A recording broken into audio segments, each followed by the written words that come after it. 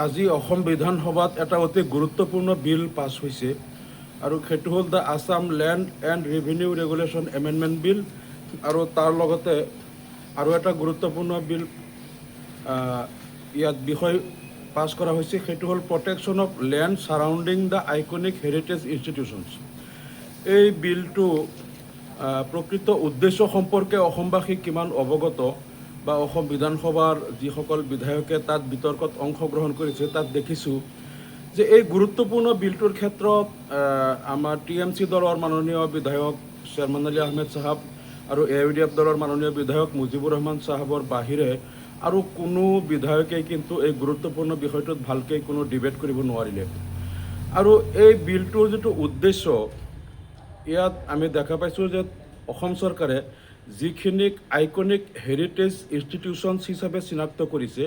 আৰু তাত কোৱা হৈছে যে 250 বছৰীয়া পুৰণি যিবিলাক বিল্ডিং বা যিখিনি ধৰ্মীয় কেন্দ্ৰ বা ছ'চিঅ' কালচাৰেল কেন্দ্ৰ,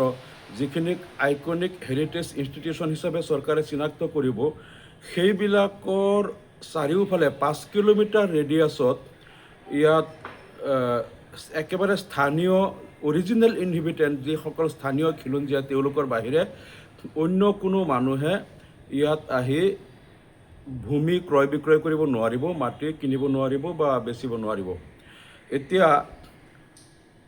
এইটো আমি হিচাপ কৰি চালোঁ যে কোনো এটা সত্ৰ, ধৰি ল'লোঁ ক'ৰবাত এটা পুৰণি নামঘৰ বা সত্ৰ বা এনেধৰণৰ কোনোবা যদি কালচাৰেল চেণ্টাৰ আছে 250 বছৰীয়া পুৰণি, তাৰ চাৰিওফালে যদি 5 কিলোমিটাৰ ৰেডিয়াছৰ ভিতৰত একেবাৰে ইয়াৰ স্থানীয় লোকৰ বাহিৰে যদি অন্য কোনো স্থানৰ পৰা অহা কোনো লোকে মাটি ক্ৰয় বিক্ৰয় কৰিব নোৱাৰে, তেনেহ'লে ইয়াত মুঠ মাটিকালি হ'ব প্ৰায় 77 বৰ্গ কিলোমিটাৰ। অৰ্থাৎ ক'ৰবাত যদি এখন পুৰণি নামঘৰ আছে বা সত্ৰ আছে বা এনেকুৱা আইকনিক হেৰিটেজ চেণ্টাৰ আছে, তাৰ 77 বৰ্গ কিলোমিটাৰ এৰিয়াৰ ভিতৰত একেবাৰে ইয়াৰ স্থানীয় যিসকল অৰিজিনেল ইনহেবিটেণ্ট তেওঁলোকৰ বাহিৰে বেলেগে ইয়াত মাটি কিনিব নোৱাৰিব। এতিয়া ধৰা হ'ল বৰপেটা সত্ৰ বা বটদ্ৰৱা সত্ৰ বা মাজুলী সত্ৰ বা এনেকুৱা পাটকিবুৰী সত্ৰ, এইবিলাক তাৰ পৰা যদি 5 কিলোমিটাৰ ৰেডিয়াছৰ ভিতৰত অৰ্থাৎ 77 বৰ্গ কিলোমিটাৰ চাৰিওফালে 77 বৰ্গ কিলোমিটাৰ এৰিয়াত কোনো মানুহে যদি ইয়াত মাটি ক্ৰয় বিক্ৰয় কৰিব নোৱাৰে, একেবাৰে ইয়াৰ স্থানীয় যিসকল অৰিজিনেল ইনহেবিটেণ্ট, স্থানীয়টো স্থানীয় হ'ব লাগিব, আকৌ কৈছে অৰিজিনেল ইনহেবিটেণ্ট হ'ব লাগিব, অৰ্থাৎ তেওঁলোকে প্ৰকাৰান্তৰে কৈ আছে যিসকলক খিলঞ্জীয়া বুলি কয়। এতিয়া সেই এলেকাৰ স্থানীয় হ'ব লাগিব আৰু খিলঞ্জীয়া বুলি তেওঁলোকে কৈছে যে 2006 চনৰ 1 জানুৱাৰীৰ আগত যাৰ 3 প্ৰজন্মৰ ইয়াত বসবাস কৰাৰ তথ্য প্ৰমাণ আছে, তেওঁলোককহে স্থানীয় খিলঞ্জীয়া হিচাপে গণ্য কৰা হ'ব। এতিয়া 2006 চনৰ আগৰ 3 প্ৰজন্ম মানে তেওঁলোকে 25 বছৰকৈ এটা প্ৰজন্মক 3টা প্ৰজন্মৰ কাৰণে 75 বছৰ বুলি ধাৰ্য কৰিছে। অৰ্থাৎ 2006 চনৰ আগতে সেই স্থানত 75 বছৰ আগৰ পৰা বসবাস কৰি থকা লোকসকলক তেওঁলোকে অৰিজিনেল ইনহেবিটেণ্ট হিচাপে গণ্য কৰিব। এতিয়া কথা হ'ল, এই যে 75 বছৰ বসবাস কৰিলে তেওঁলোকক অৰিজিনেল ইনহেবিটেণ্ট বুলি কয়, ইয়াত মুখ্যমন্ত্ৰীয়ে যদিও এই বিতৰ্কৰ উত্তৰত কৈছে যে তেওঁলোকে মুছলমানক টাৰ্গেট কৰা নাই, ইয়াত হিন্দু মুছলমান সকলোৱে ইয়াত সন্নিৱিষ্ট হৈ আছে, কিন্তু আমি বিগত দিনৰ অভিজ্ঞতাৰ পৰা দেখা গৈছোঁ যেতিয়া বসুন্ধৰা 1, 2, 3 অসম চৰকাৰে ৰূপায়ণ কৰিছিল, তেতিয়াও কিন্তু কৈছিল যে যিসকল 3টা প্ৰজন্ম ক'ৰবাত চৰকাৰী ভূমিত বসবাস কৰি আছে বা 1 চনা মাটিত যদি 3টা প্ৰজন্ম অৰ্থাৎ 75 বছৰ ধৰি বসবাস কৰি আছে, তেনেহ'লে তেওঁলোকক তাত মাটিৰ অধিকাৰ দিয়া হ'ব। সেই অনুসৰি হিন্দু মুছলমান সকলো লোকেই এপ্লাই কৰিলে, কিন্তু দেখা গ'ল বসুন্ধৰাত কোনো মুছলমান মানুহক মাটি দিয়া নহ'ল। আনকি 75 বছৰতকৈ অধিক কাল যিসকলে তাত বসবাস কৰি আছে তেওঁলোকেও যদি আবেদন কৰিছে, তেওঁলোকক দিয়া নাই, কিন্তু হিন্দু মানুহক দিয়া হৈছে। এই বিষয়টোলৈ যোৱা বছৰ মই নিজে অসম বিধানসভাত প্ৰশ্ন উত্থাপন কৰিছিলোঁ। তেতিয়া মুখ্যমন্ত্ৰীয়ে কৈছিল যে এই আমাৰ আঁচনিবিলাক মুছলমানৰ কাৰণে কৰাই নাই, আমি একমাত্ৰ খিলঞ্জীয়া অসমৰ খিলঞ্জীয়া মানুহৰ কাৰণে কৰিছোঁ, মুছলমানৰ কাৰণে কৰা নাই। যে আপোনালোকে কৈছিল 75 বছৰ যিসকল বসবাস কৰি আছে 3টা প্ৰজন্ম যাৰ ৰেকৰ্ড আছে তেওঁলোকে মাটি পাব, কৈছে নাই তেওঁলোকক আমি নিদিওঁ। এতিয়া ইয়াতো কিন্তু সেই কথাটো কোৱা হ'ল যে ৭৫ বছৰ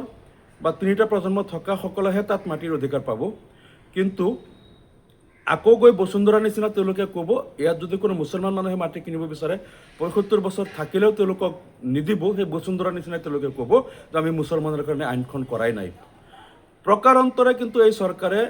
মুছলমান লোকক ভূমিহীন কৰা, তেওঁলোকৰ লাহে লাহে বিভিন্ন এৰিয়া প্ৰটেক্টেড কৰি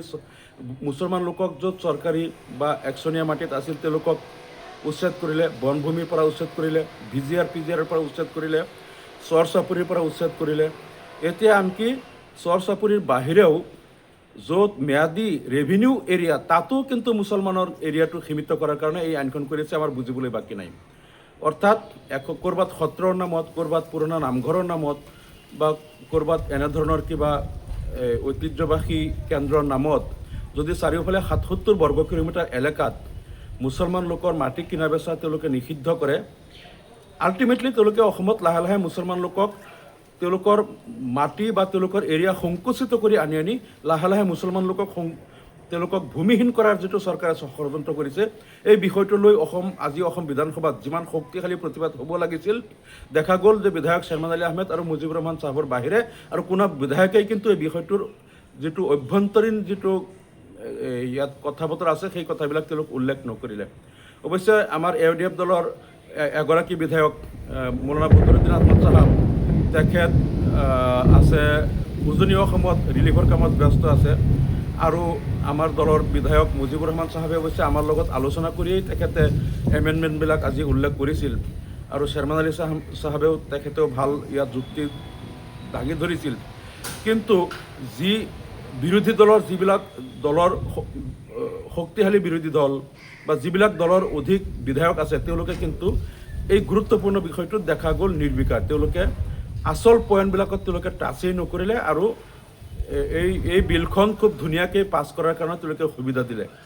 মই গোটেই বিতৰ্কখিনি চাই আছিলোঁ, কিন্তু দুৰ্ভাগ্যবশতঃ মই অসম বিধানসভাৰ মজিয়াত এতিয়া নাই, গতিকে মই যিখিনি কথা অনুধাৱন কৰিছিলোঁ সেই কথাখিনি মই বিধানসভাত কোৱাৰ মোৰ এতিয়া সুযোগ নাই, মই যিহেতু সদনৰ মজিয়াত নাই। কিন্তু